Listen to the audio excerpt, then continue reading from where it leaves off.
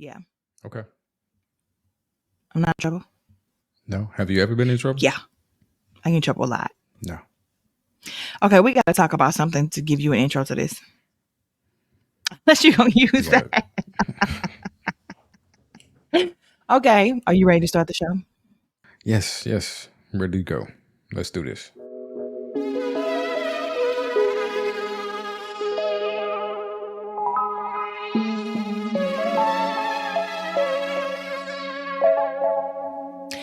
Hey everyone, and welcome back to One Man and One Woman, the podcast.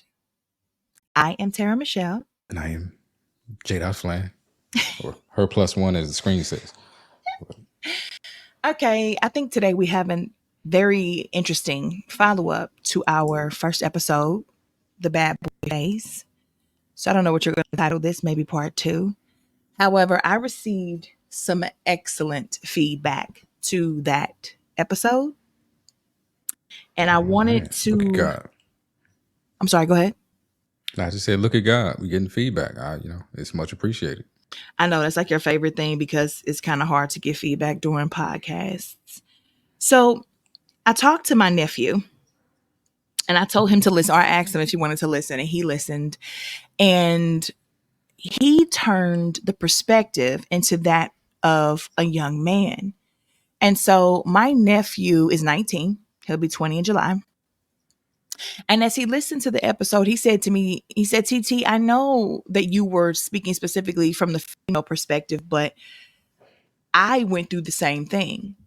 When he was a little younger, in high school, he was making some decisions that were not so smart, getting into it with his mom and things like that, just being disrespectful in that way that some teenage boys can do.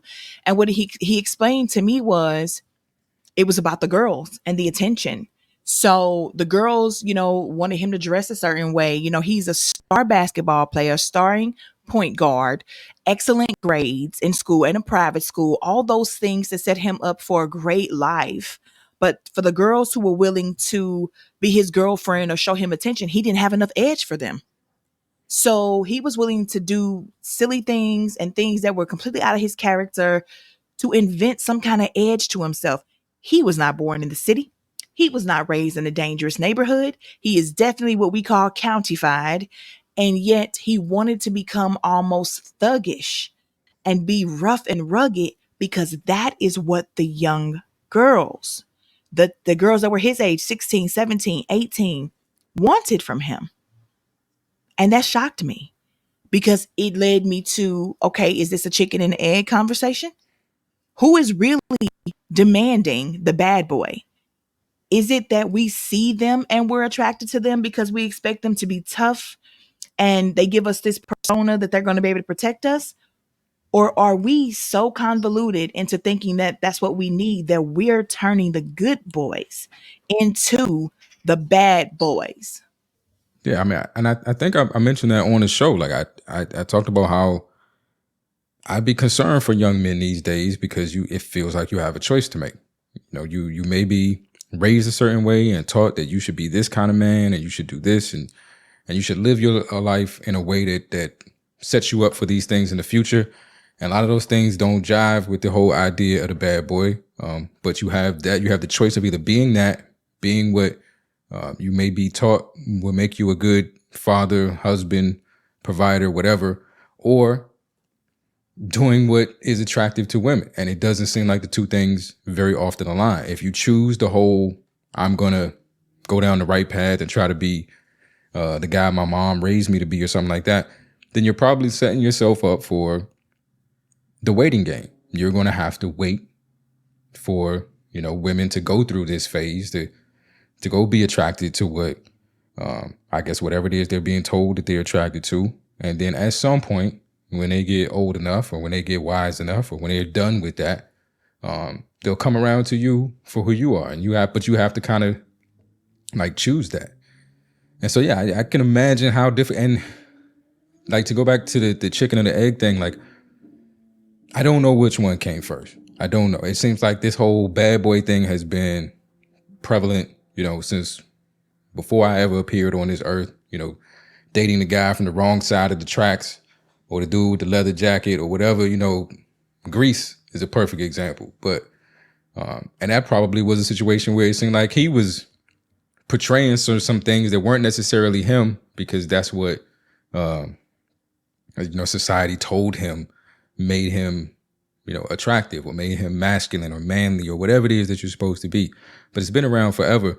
But I say all the time, and I've heard you say this to other people, if you want these no good dudes to go away, like, stop sleeping with them.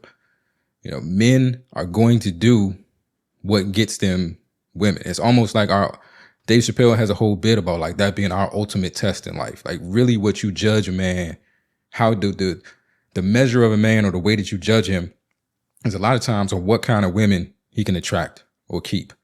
And so whatever it is that, earns us that is the thing that we're going to do. So I don't know which one came first, but I absolutely know that, like your nephew, there are a lot of men who are in that situation because they feel like that's what women want. And we're not going to not do what women want. Like, whatever it is you guys set as the standard, we're going to somehow try to go reach. Problem is, there's always going to be a few of you that like underbid and get the least common denominator or whatever. But I don't know. It's I feel for dudes in that early stage of life when you're still figuring out who you are, and you got these things that are tugging at you to be whatever. And one of them is, probably the most important thing in the world to men, and that's women. So yeah, it's a rough life. Yeah, it is. Like, to be honest, there are not a lot of things that shock me in conversations. And this is like, I often forget that my nephew is 19 going on 20. He's still my baby. So it's disheartening to me. It really, actually, the word I would use was disgusted, because I'm thinking to myself, I remember that time. I remember it felt like he just woke up one day and was a major butthole, and that had never been him. But that was also around the time. Oh, I hope I'm not, giving out his bad. I'm never say the age, but girls were throwing it at him. When you're that age and you're a young man, and girls are like, I'll be your girlfriend, and they're offering up that intimacy that young boys are super hormonal want so much. I could see why you would be willing to do anything to get it. If this is what she's attracted to, what I am is not enough for her. She's telling me if I just do these things, then I can have what she's offering. It's really sick and twisted. So for any of the if you have young ladies in your life, that are of that age, and they're out here being intimate, let them listen to this. I love that about a podcast. You can just play it for them. There is zero way as a young lady that you should be talking to a young man in terms of dating or being in a relationship, and coming to him and saying, okay, you got good grades, you're in a private school or whatever, you go to a good school, you have your head on straight, but I need you to dirty yourself up a bit. Baby, that's not it. That is absolutely not what you should be looking for. You should be looking for the young men who already have their heads on straight, because what you should want is a safe, reliable, dependable future, as much as we can control, because things happen. We've seen, people who make a lot of money, companies fold, and you got to build again. But what you want is someone who's at least attempting to live their life in a stable manner. To ask someone to lower their standards or degrade themselves because that's sexy to you, or because that's how you get your kicks, you're a terrible person. Because here's the thing. If that's what we're doing as women, if as young women, we're taking good young men with their heads on straight and telling them we want them to be like riffraff or thugs or join gangs or do whatever to seem harder to us, then in essence, we are creating the bad boys. And those bad boys are the same ones that turn around and get us pregnant and leave us by ourselves, or end up in jail, or end up getting murdered. And again, leaving us with babies to raise them by ourselves, or mistreating us and cheating on us, giving you STDs and all kinds of stuff. But that's what you wanted, right? You wanted an edge. You wanted him to be this thing you've seen on TV, or this thing that you've heard about. And now that you got it, you hurt. Your heart is broken. You're the victim now. You can't believe this was done to you, but baby, isn't that what you asked for? And maybe even not you. Maybe I'm not the girl that told him this. Maybe I'm the girl that's dating him after the girl that told him this. But we as women overall are still responsible for this. And that thought right there is devastating. if that's how this is working. I think the problem for me is like, I hear that, you know, giving that speech to young women, but like, how do we make it a real thing? If it's not just, because I guess what I'm trying to avoid is a situation where women say, okay, she told me I should like this kind of dude, or I shouldn't be pressuring him to be this kind of dude. I should take this good guy for the good guy that he is, and I should run with that because that's what I should be doing. And then they go do that, and the whole time they're with this nice guy, you know, that other stuff is still naturally or intrinsically attractive to them. So then they end up, you know, doing the good guy bad because they can't get over this attraction to that other side, and they go feed that need. So a lot of times it seems like what they're asking you to do is help me not have to go feed that need because I need it and I'm attracted to it. It's in there. It's a part of me. I can't seem to break away from it. I know I need to be with somebody like you, but can you give me a little bit of that so that I don't feel the need to go over there? For a woman who's mature, and there are some who are 17, 18, 19, who are at least on the cusp of being mature. Once you're with a good guy, like fully and completely with a good guy, I think him naturally being good to you can help you get over that, for the most of them, with common sense. There are some people out here that just can't be helped. And I don't know how to speak to that. But I will say this: you could take a girl who thinks that's what she wants. This is the girl I'm envisioning. She's seen that, she's heard about it, it kind of turns her on, you know, and then she gets with this guy and she realizes, wait, he treats me good. He treats me well. I don't want for anything. I don't need for anything. I like this life. I don't know what all my friends are talking about, but what I realize is that my friends call me every day with a different gripe, with a different heartbreak. I just went to the store and saw my girl's guy with another woman. Now, do I tell her or do I not? Like, these are the things you realize your life is not about because you chose the right kind of guy. And you're watching your friends choose the wrong kind. For those who are paying attention, I don't think they're going to still have those wants and those desires. Then you have some who may still have those wants and those desires. And being with a good guy, here's my thing. Because the man that I'm with is what we would assume, or that persona that we have about what a good guy is. He has the look for the aesthetic for it and the temperament for it and all of these things on the outside for people who don't intimately know him, right? However, I have seen that he is not to be played with. So this is the thing. We have to change the persona of what a good guy is. A good guy does not mean I'm a punk, I'm a pushover. You can talk to me any kind of way. You can do any kind of thing. You could be disrespectful. You're going to run me over. That is, why do we keep thinking just because a dude is respectful and loyal and faithful does not mean he is simp?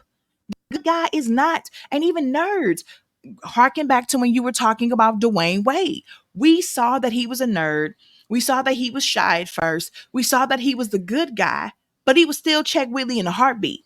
She was not about to play him or disrespect him. So that's where we need to focus. Changing this perception that the good guy is a wimp or a wuss. Who says the good guy can't throw them hands? Who says that he can't protect you? Who says that the good guy is not going to be the one that checks you when you tripping? And we also have to get out of this mentality, because a lot of women, I need a man that can handle me. No, you need to check and correct your attitude, because it's not a man's job to continuously do that. And we all need it. Boy, please. So a lot of us do need it. And I understand that we do want someone who can help us change and evolve and be better in communicating and with our temperament. But the way we use handle is incorrect. You need to handle yourself to make yourself ready and worthy of a man like that. But when I say I need a man that can handle me, I am thinking handle me with care. Help me through the things that I need to be helped through. So we just have a lot of negative thoughts and about the process of a relationship. And we have a lot of negative thoughts about what it is to be a good guy. I'm here to tell you can be all the things a woman wants you to be and still be strong and still be a protector, still be everything that a bad boy is without the risk of going to jail. Again, good guy does not equate to simp. And you know what? I was on a podcast last week, and even the men were talking about, but good guys be boring. Saying who though? This why do we equate good with being weak and soft and boring?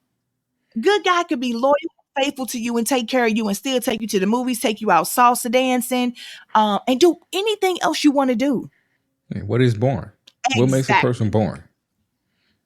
I think they Because mean he there's no wants to stay at danger. home every night, maybe do crossword puzzles, or maybe put a puzzle together. But it depends on what you want to do. Now, if you want a dude who's taking you on drive-bys, hey, you are the problem, not the good guy. You, man. But it's like this bad boy thing has extended so far beyond just like, are you in the streets and stuff like that? Like you'll see memes and reels from women who are not young.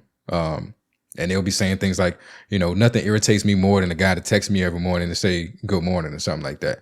Well, I think there was one, and it was a comedy. It was a skit. But these comedies, these skits are based on something, some sort of reality. But it was basically the girl checking her man's phone.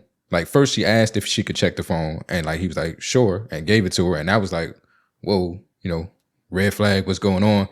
And then she went through it and there was nothing in there. And that like set her off. Like, why is there anything in your phone? Like, why do no other women find you attractive? Like, and it, again, this is a skit. It was meant to be funny, but it's just like the extremes of the attitude that we actually see. They're like, being a good guy is not just you safe, you're not in the streets. I ain't got to worry about you getting killed or arrested anytime soon. But I need you to be borderline disrespectful. I need you to be somewhat unattentive. I need you to be emotionally unavailable some of the times. I need to feel like threatened in this relationship, or I need to fear losing you or you stepping out on me or other women find you attractive. Like the idea of just being comfortable in a relationship without those worries or concerns is like, that's boring. Where's the spice it up? Where's the spice to that? Where's the fun? Where's the excitement in that? And again, some of that is, like I said, extremes and people just playing to the lowest common denominator to get likes and views. But it goes back to the balance thing. When that's the majority of what people see, then it just becomes reality. And some people who may not even feel that way start to feel like, well, that's what it is. That's what everybody's doing, or that's society as a whole. So I might as well conform. And as men and women, I think there are women who've probably been talked into wanting, toxic stuff like that. And there's been dudes that have been talked into becoming toxic because that seems to be what people want. Like the balance has got to come back. We need another Dwayne Wade. Like we really do. I can agree with that. Sorry. And this whole thing is the scariest thing in the world to me, though.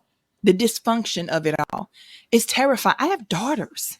I have sons. Like, none of this is safe. None of this is sane.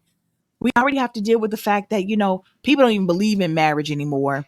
People don't believe in monogamy anymore. Everybody wants to be polyamorous and just all kinds of foolishness. And it's just like, man, we are so far gone in a lot of these things. To think that there are actually girls out here who, what you just said is hurtful to me.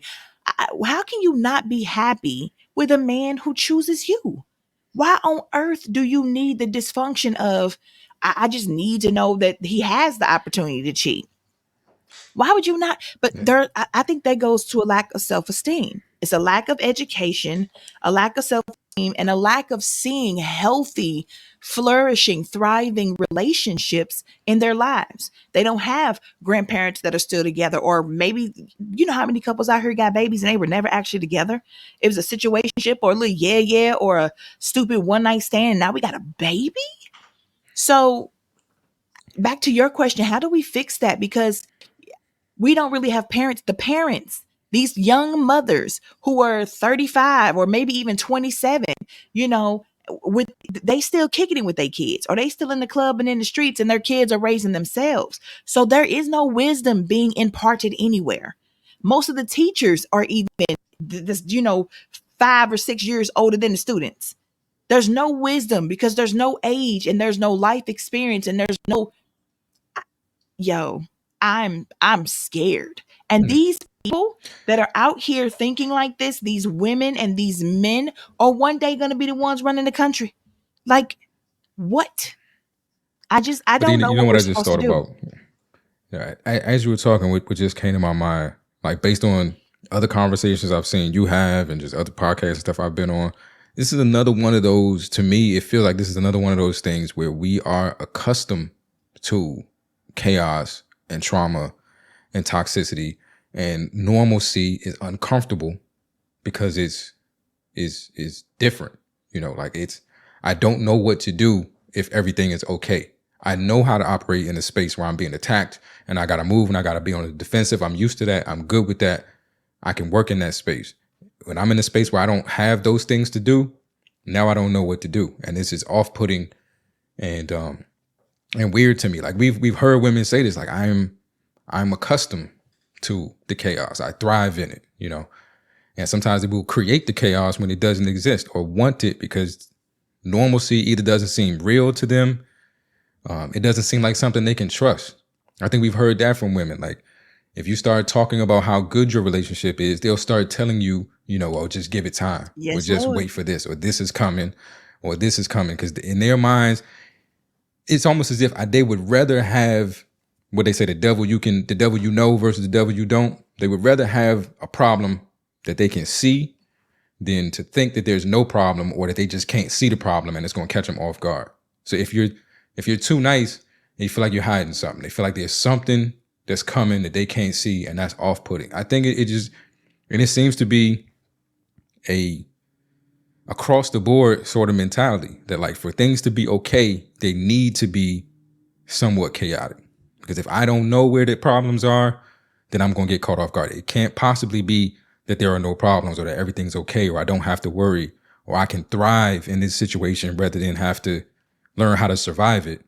That's not possible. So I need to know what the problem is. And if I can't see it, I'm going to create it or something so that, I have that comfortability back. It's like I don't know, we've gotten so far away from understanding that where we are now is abnormal. This is not the way things are supposed to be. As you were talking and saying that, the most horrible thought came into my head. And that is, this is why black men get successful and go get a white girl or Asian woman. Like this level of trauma, I don't hear stories like this from people who are non-black. I really don't. And as we're diving deeper into this, and all of this is just these like hypotheses that we're coming up with, but they don't even, I know people like this. This is reality. You're correct. When you're happy in a Yeah. relationship, there are one or two things that happen. People try to talk you out of it or tell you you're delusional or just wait, you're in the honeymoon phase. You'll find out it's negative. Everybody's jaded. Or they come and try to take what you got. There are a lot of women out here who don't believe that they'll ever find it. So when they find somebody that seems good, they're on it. You know what I'm saying? So Mhm. again, we will hurt each other. We will try to steal from each other. We will come and run up behind each other. Like it's dysfunction all around. Women being dysfunctional to each other. Men, again, like I said, when all these men hated on Russell Wilson and acted like Future was some type of victim, like dogs want to lie with dogs. And people are, this is what you just said is so true. Russell Wilson is a prime example of when people just cannot handle a good guy and what looks like a healthy, happy relationship. It literally like skeeves them out to the point that they got to attack and dog this man and find something bad to say while acting like Future, who is the epitome of a dog Negro. Like he's some kind of something to be. Listen, the dysfunction is real. And to be honest, this conversation has become a little bit overwhelming to me because I can't even think about how we're supposed to fix that. But the other bit of commentary that we got, I want to read something that someone near and dear to me sent me regarding this as well. So my nephew was one, side, and then this is what I got from a young lady in her early 20s. All my life, I've gone for the bad boys. As I got older, I wished I chose the guys that wanted college first or the nerd. A lot of times, I didn't feel like I deserved to have a guy that had all his ducks in a row and knew what they wanted for life. My bio mom didn't set the best example, choosing a man that was right for her. And I've caught myself watching TV and saying, hell no, he's too nice. When in reality, he was being a gentleman, something that I never thought I deserved. I think as a young person, it's quantity over quality. Because while you're young, this young bad boy can do all these things for you. He's flashy, he's cute, and he has all the girls hating, which feels good for the moment. while the good guy is working to get where he wants to be. But that takes too long. We don't want to wait the long haul, not really putting himself out there because he's focused on his future. Sex is a big factor as well. The bad boys make you feel like a gift that needs to be opened up right now. There's no wait time. The good guys make you feel like a timeshare. They are willing to wait, which doesn't necessarily make you feel as pretty as being a beautiful gift. Kids want to open a gift immediately when they see the pretty wrapping paper. As a young girl, you know how pretty your wrapping paper is, and you don't want to wait until your paper is outdated and withered to allow someone to open you up. The internet gives people too much access to so many different options. The good boy isn't putting himself out there in a way that could tarnish his future reputation. So, what other option do you have? Now, I'm going to address a few things in this. First of all, this breaks my heart. And this is a really nice and sweet young lady. As far as I know her, she's a new addition to my life. But this is crazy to me because in this, she's talking and focusing on the good boy or the good guy, the young man, as someone who is focused on his future. And she wants to know what she's supposed to do while he's doing that. And her thought process is to get ran through by the bad boys. Again, with this mindset that she has to do that now so she can feel wanted. So she can feel like this pretty gift that's being opened by anybody and everybody who fits the bill of being a bad boy.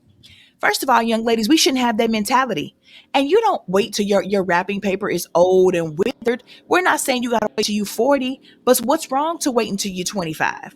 What's wrong with waiting until you're 30 and finding your person? The thought that sex and all this other stuff is so important right now, and you got to give all that up right now, giving of yourself to people who don't deserve you. You openly know they don't deserve you, and you're doing it anyway. And then your question is, so what other option do we have? The good guy is busy getting his future together, but the bad guys are here and want us now. What option do we have? Do what the good guy's doing. Get yourself together and prepare for your future. Let the bad boys stand there. If all of the good girls, which should be all the women, if we all focus and if we stay focused on our future and our college or trade school or whatever you want to do, and you get yourself together, you'll be a high commodity, or what Kevin Samuel say, you'll be a high value woman, just like he's going to be a high value man. Why do you feel like you need to sit up here and slum it with the bad boys? Why do you think you need to sit around and do nothing with yourself again, but get ran through? And then when the good guy has done everything he's done, now you think why would he want you? And why don't you know that you deserve everything the good guy is getting for himself? You deserve that life too. Go get it. Yeah, it's a lot in that. I want to say this. If you're dating a man and he has an opinion on Russell Wilson and Future, run. Because no straight man really should care that much about what's happening in another man's relationship. Like, it's just, if these dudes that was dogging Russell Wilson out, they get away from him. Because the fact that they paying that close of attention to this dude's relationship is an issue. God. But second, I feel for the person who wrote that. I want him to understand that I feel for you. I hurt for you. But that was a whole lot of bullshit. It was just a whole lot of bullshit. Let's set a few things clear right now. The good guy in high school that's focused on his career and going to college still wants to fuck. I guarantee you. And he has tried. He's not just sitting over there in the corner with his I don't know, what do you call it, a compass or something, and doing angles and calculus and all that good stuff. No, he's shot his shot. He's been nice. He carried your books. I don't know. He did something. He's not overly aggressive with it. And acting like a 6-year-old on Christmas morning that got to rip the paper off or something. He is trying to show you that I see value in you beyond your outside rapping. I don't want to make this all about what you look like and what physical assets you may have. I see him. I'm not blind. He's probably wearing glasses. He can see you. He can see all of that. He's taking it all in. But he wants you to understand, because he's probably been raised by someone that explained to them that you need to value a woman for something more than how fat an ass she got. and he's trying to do that, but you have turned him down. It's not that, you got to wait for him to get where he wants to go to be ready to now have time to entertain you. He's tried to entertain you right now, and you've turned him down because it's not as fun as, I don't know, feeling like the car gonna crash in 5 seconds. Like, I don't know what fun you get out of it. I mean, I'm not a woman, so I'm not here to judge. Woosah, bring it back. But he has tried. He is there for you. He does. Good dudes want ass too. Let's stop this. Let's stop pretending like we just put that on the back burner and we don't care. Yes, the hell we do. I'm trying not to curse too much. Oh, I can't tell because you didn't drop all of the expletives. I'm trying. What are we doing? I am trying. I'm sorry, Sean. I'm trying. I promise you I'm trying. Shout out to my bro. You know what? I feel it though. And I don't understand again why people assume that because you're a good guy, you're going to be terrible in bed. Or that you don't want your opportunity to roll around in a sack. That is absurd. And yet again, that is still, I don't know. See, it's like we do this even in, I know this is about to jump a far-fetched, but this is what bothers me about anime. Anime, you always got some demon and they're trying to make you believe that demons can turn into good people and all. They always want to have this good and this evil and make evil the highlighted part. And that's what we're doing in this. We're saying he's the bad boy, yet everything about him is supposed to be fun and what we want. Like he's a little red, devil on your shoulder. We need to be picking the angel, people. And even when you describe stuff, you're like the lesser of the two, the devil you know than the devil you don't. Why is there never an angel as an option? Why do we do all of this devil, demon, lesser of two evils type of stuff? We need to stop focusing on the bad boy like there's something good there. And even if there is, if he has potential, let him go and find it and himself. Because we stay with a whole lot of dudes talking about we see potential when they don't. You don't see potential. You wishing on potential, but you don't see it because he doesn't.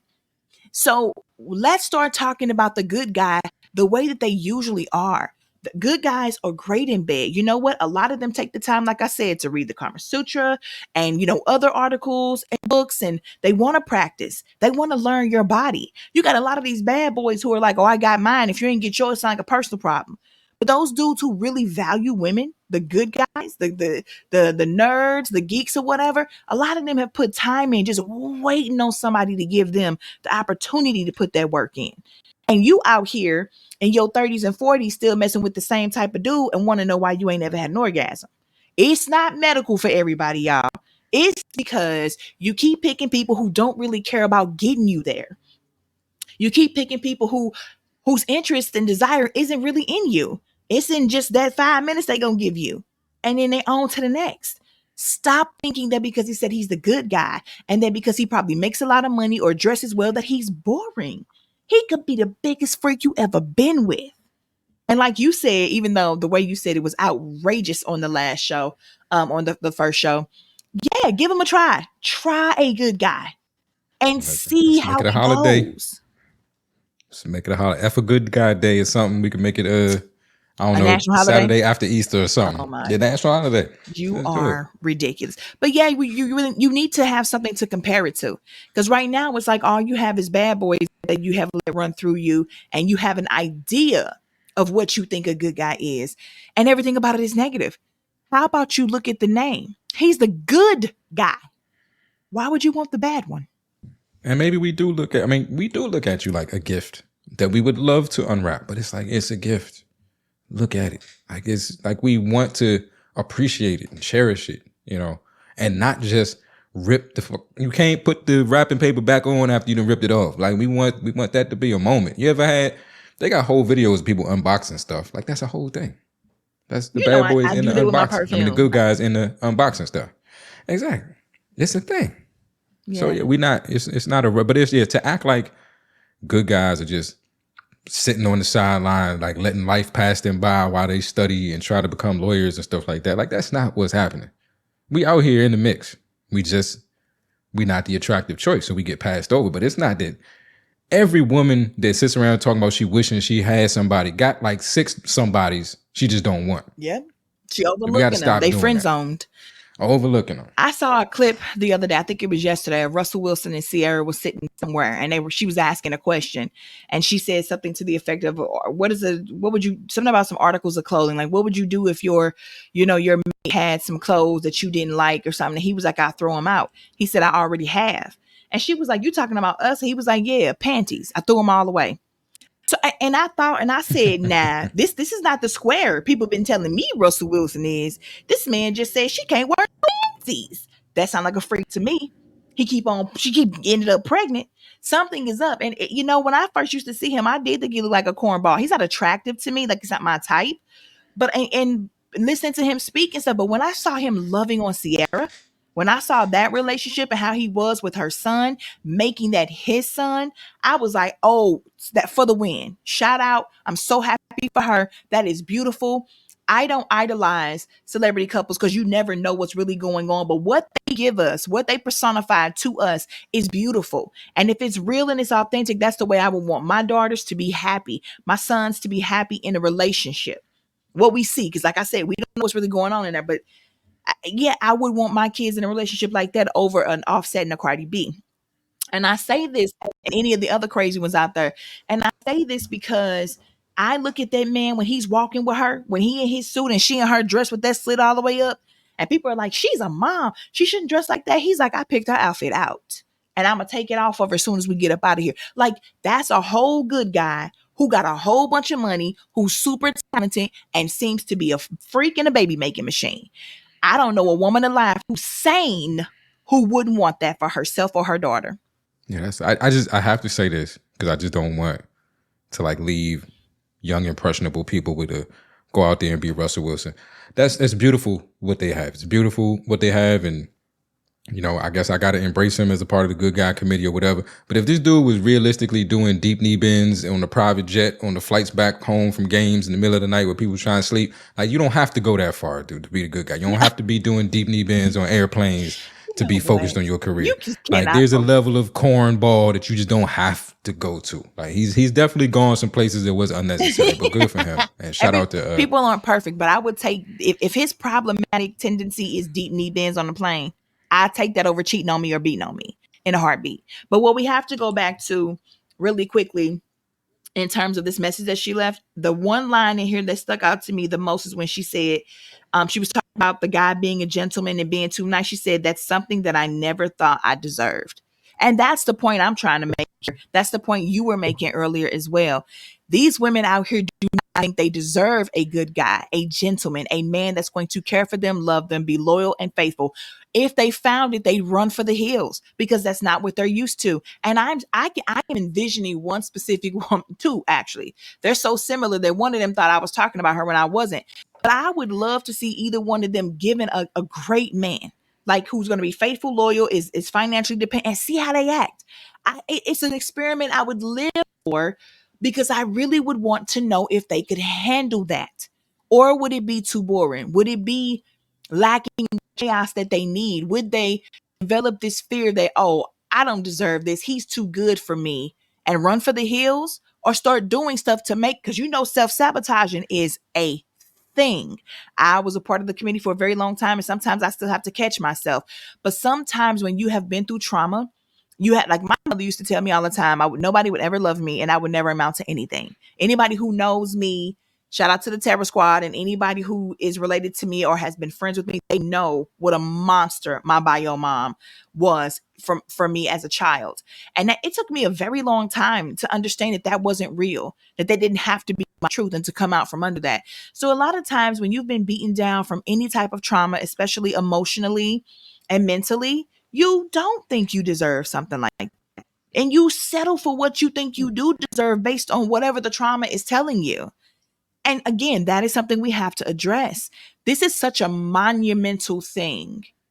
And I just don't have the answers, but I think having conversations like you and I are having right now and releasing something like this to the public for anybody who's willing to listen is a start. Maybe we can spark the conversations between parents and their kids or friends amongst each other and say, hey, this is what I noticed. I see you getting dogged up by all these dudes. Why don't you take some time for yourself and try the opposite of what you've been doing? Try somebody who is nothing like everybody that you were just messing with. I mean, I just feel like if you, it hurts me, like you say, it hurts me to hear somebody say I'm not deserving of, and we're not talking about like some extravagant prize in the sky. We're talking about just being treated well. Like the fact that a person could exist in their skin and feel like I don't deserve to be treated just nicely. Like not that I don't deserve to be a princess or a queen and I should rule over everybody. I don't deserve to be treated nicely. Like it's almost like Black Lives Matter. Like we have to get that low. Like we just have to get to the point where we matter. Like you don't even think you deserve to be treated nicely. Like that is very hurtful for me. But then at the same time, it's like if there is something about you that makes you feel like you're not deserving of just the basics in life, then like we need to start attacking those things. Let's figure out what that is that I don't like about myself that makes me say I don't deserve good things, and let me change that if I can. I think that's what the good guy is doing. Like he's saying, I want this type of one, because I'm telling you, the majority of what we do as men is in pursuit of a woman. So I think there's a lot of dudes. It's like, I want this type of woman, and in order to get this type of woman, I have to be at this place, at this level. And so he's getting himself worthy of the kind of woman that he wants. If you don't think that you're worthy of a man like that, instead of deciding you don't want one because you don't think you can have one, just do the work, change, be different, try something different. Absolutely. You don't have to say, because I don't think I can have it, I'll settle for what I can get. Nah, you deserve whatever. Go get it. Go earn it. Absolutely. I agree with that. It's out there 100%. And it's waiting for you. Yeah. He is waiting for you. He's been waiting for you for years. Just don't make him wait until after you've been ran through by all the homies, the whole set, the whole neighborhood, got a baby by 7 different dudes. Like, stop. Keep yourself marketable. Like, to be honest, I remember after getting a divorce and having 2 kids, I just was like, yeah, I know how the dating situation is going to be.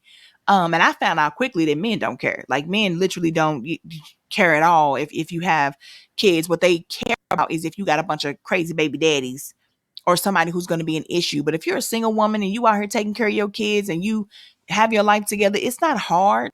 But you don't want to, like I said, I know some girls who have lots of kids by lots of different men and have this standard, because now they don't have any standards when they're younger. And I'm not speaking about all women. They don't have any standards when they're younger because they, the bad boy turns them on and they, they're in it. But magically, when they get older and they're in their late 30s or early 40s, they got all these kids, all these baby daddies and all of this stuff. They don't really have much to offer a man, especially if he doesn't have any children yet. They all of a sudden have the highest standards in the world. You got to have this. Where was that when you were younger and you were actually really marketable? Not saying that you can't still find love if you've been through all of that. You can, but it's much harder. You, the Kevin Samuels of the world and these other dudes now, they're looking. They're like, I don't have any kids. I don't have any baggage. I want to travel the world. I want a woman who's this, and this. And when you are the person who doesn't have all that baggage and all of those connections and stuff, you are the prize. You are the high value person. So you can set the standard for what you want. It is outrageous to me when you go out here and live a life of somebody who just don't care and then turn around and start demanding that a dude is 6 figures and 6'5" and all of this when you haven't kept yourself together. You are not in shape, but you just got all the demands in the world. We look real bad right now from the decisions we're making. If we are the ones that are turning young boys into bad boys and then complaining about what they do afterwards and then getting older, not having as much to offer in some cases, and then demanding more. Come on. We look bad right now as women. I'm a woman saying that. Yeah. We've got to do better. But just not to let men off the hook. Like, we have to do better in a lot of areas too. We can't fall prey to this. Let me do something outside of my character or something I don't believe is right, in the pursuit of women, or because I think it's what makes me more attractive. And then we also can't let that take us to a place where then we treat good women the wrong way. Because I've heard from several women that like that's part of some of this, is that what they learn from the actions of men is that we treat women that dog us out better than we treat women that treat us well. And so why not be that person? So like, men have to take on some of this responsibility too in treating women appropriately, even as a good guy, not falling into these traps, not falling into these spaces, not being something different, and then realizing you don't like yourself and having to change back. Like I went through a lot of that, like, feeling like I was being taught lessons from women about how women are supposed to be treated, and then reaching a place where I'm like, I don't like this person. I don't like I don't like what I just said to you. I don't like, the way this makes me feel, that I have you feeling this way, even though I know you're not leaving and you're not staying, and I could stand on this as some sort of power trip. This doesn't feel good, but I had to come back. But what people did I change or destroy or alter in that process? So we gotta stay aware of those things too. And just because society is pushing you in a certain direction, like that's the time to be a man, to decide what it is you believe in it and stand on it, regardless of what pressures are coming from, whatever side. What's for you is for you, and it won't miss you. So you're going to find that woman, to your nephew, you're going to find a person that's going to appreciate you as a good guy. And you might have to wait for her, but she's out there. Yeah, that was Don't beautifully switch up. put. I feel like we end the shows on some amazing thing that you've said. I got to step my game up for ending the show, but I really appreciate this And we start the show conversation. on me fumbling the bag, so Yeah, it's all that good. part. Can't do the intro to save your life, but and my nephew, he said that too. He said, find the intro. How about you start with that? I don't think a lot of people get that we are intentionally starting off, with them catching our normal conversation, and then the music comes in and we start the show. I think it's throwing people off. They think, "Oh my God, where's the beginning?" Because they're used to that. But I like that because I also get other feedback from people who say that's unique. I like it. Once the music kicks in, they get that we were giving them a little bit before the scenes. I just like for people to hear how we interact with each other on and off so-called camera, I guess, or microphone. Because the conversations are always authentic. I chose you as my co-host for this idea, this podcast idea, because you and I see things so differently. We don't agree all the time. And that will be evident as we go through and release more shows. But I think that you have a very strong point of view, and you represent masculinity in the most excellent way. Like it's different. It's refreshing. You're not, I would say you're not vulgar, but clearly, today they see, yeah, you are sometimes, but, you have this masculinity, and you live in your truth, where so many men now are afraid because this toxic masculinity thing is out there, but you stand in your truth and you're respectful when you do it. And I think that that is the voice that I wanted to have represented here, on this show. And I try my best to stand up in that manner for women too. I love my femininity. I love being a woman. I love speaking up for women. But again, these are just our ideas. There may be a lot of women who didn't agree with what I said today. There might be some men who didn't agree with what you said, and that's fine. We're just a flavor. We're just a type of podcast, and our people will find us. And those people who are meant to learn something from us, maybe heal from listening to us, will. And that's all I care about. But I do appreciate you for doing this with me. And this was another excellent conversation. Yeah, this is one man and one woman. The podcast. See how I pulled it? I did it. Hey. All right, guys. Thank you so much for listening to us. As always, be good to yourself, be kind to others, and we out. Holla.